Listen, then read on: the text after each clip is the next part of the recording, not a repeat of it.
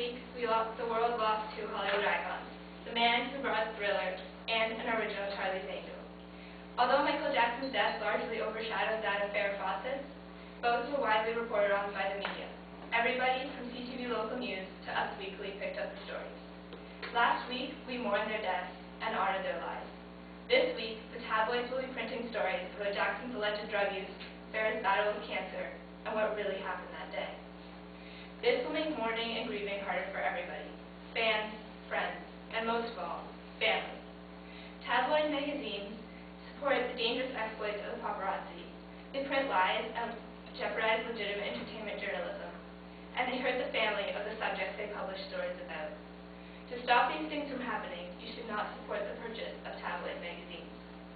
Every time you walk by the checkout at the grocery store and you see Jennifer Aniston on the cover of every single tabloid there is, you might think these pictures were taken legitimately. And sometimes they were. But the tabloids buy from paparazzi, and in recent years, the paparazzi have really upped the ante. They've been involved in many criminal incidents. The San Francisco Chronicle reported in 2005 that Todd Wallace was arrested for disturbing Reese Witherspoon's visit to Disneyland. He allegedly hit a child in the head, drove another one to tears, and verbally assaulted two employees who tried to shield the actress and her family, all in an attempt to get a photo of the family. In 2006, a paparazzi allegedly hit Lindsay Lohan's black Mercedes, rear-ended it, all just to get a picture of her after the crash. Overzealous and aggressive paparazzi are a huge danger to celebrities and to the public. But you might think, how else am I going to get this information? After all, Michael Jackson's death was something everybody wanted to know about. But by not purchasing tabloids, you're not stopping legitimate entertainment journalism, only those who give it a bad name. Tabloids hide behind the freedom of speech. This means that they can print anything they want, as long as it's not slanderous or libelous, in which case they can be sued. Just this February, Barack Obama was supposedly gay. In 2006, Reese Witherspoon was pregnant. And in 2005, Cameron Diaz had an affair with a married man. All these turned out to be untrue, and in many cases the tabloids were sued. But this didn't make a difference to them. Enough people buy into the lies to cover the costs. So why bother reading these stories fabricated on guesswork and hypotheses when we could be turning to legitimate entertainment journalism? But the problem is, more and more celebrities are staying away from giving these interviews to actual journalists because they're afraid of how it will be spun in the tabloids. But of course, they're celebrities. This is life they signed up for, isn't it? That's what many people might be thinking. But that's not entirely true. Many of these people are prepared to deal with the media, but only to a certain extent.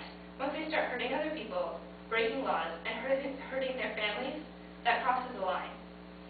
Sure, these people may have signed up for this life, but their children and their families didn't. Just recently, we watched the saga of John and Kate unfold in the public eye. Earlier this year, tabloids latched onto the couple and their failing marriage, and published stories of infidelity and divorce even before any of it happened. Imagine what it was like to be one of these children. You walk by the grocery store checkout with your mom, and there is a picture of your mom and dad on the cover of every single tabloid, and it says, "Dad cheated again." Imagine what that must feel like. Imagine what it must feel like for these people's private lives to be put out to the public, to millions of people every single day. Reese Witherspoon says that the media ruins her children's lives.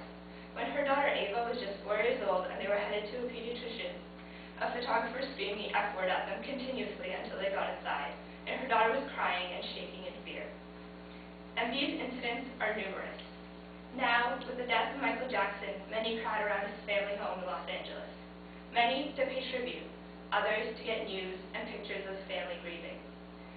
While the world and the family mourns the loss of this iconic man, the tabloids are concerned with who will get custody, how will his death be settled, and what is the true story of Michael.